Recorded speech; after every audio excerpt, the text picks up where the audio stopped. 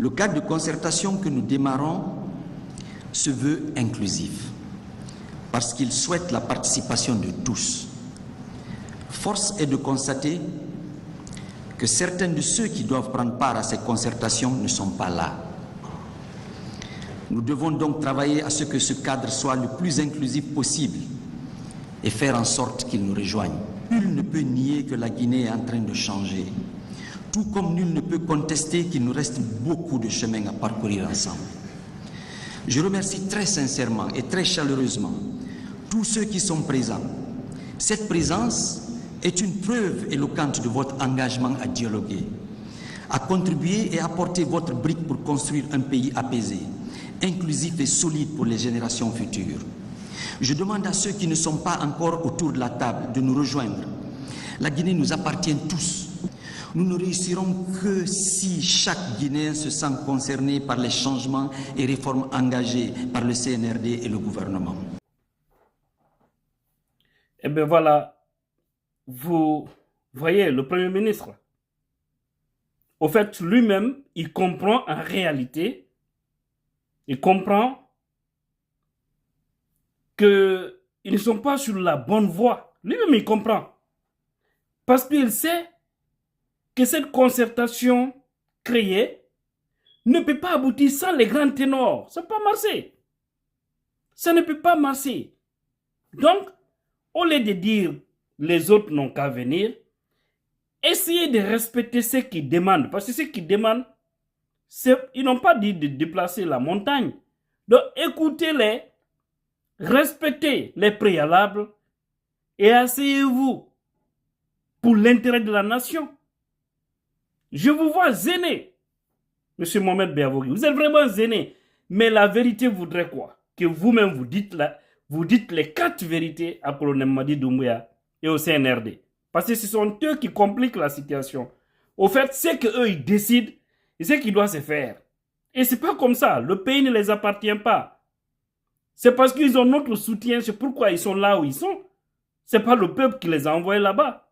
Ils le savent bien. Donc, par conséquent, ils doivent nous écouter. Il faut les dire ça. Les membres du CNRD. Ils ne peuvent pas tracer une ligne pour les Guinéens. Des gens qui sont plus matures aussi. Hein? Cette classe politique, ce n'est que des personnes responsables. Qui ont de l'expérience, qui connaissent bien les choses. Donc, on ne peut pas manipuler tout le monde. Ça ne peut pas marcher. Ça ne peut pas marcher. On peut manipuler une petite partie, parce qu'il y avait même d'autres qui s'étaient rendus là-bas. Et c'est ça le malheur, le problème de ces pays. Les gens aiment se tirer les pieds. Au fait, c'est irresponsable. Ne partez pas parce que vous voulez partir. Parce que nous, allons-y dialoguer. Allons-y dialoguer sur quoi? Hein? On parle de concertation. Les autres parlent de dialogue, qu'on échange. Et puis, qu'on donne une ligne. Mais on ne peut pas parler ici, après le CNRD va aller s'asseoir pour décider ce qu'ils vont faire au nom de la nation, non. Donc, voilà.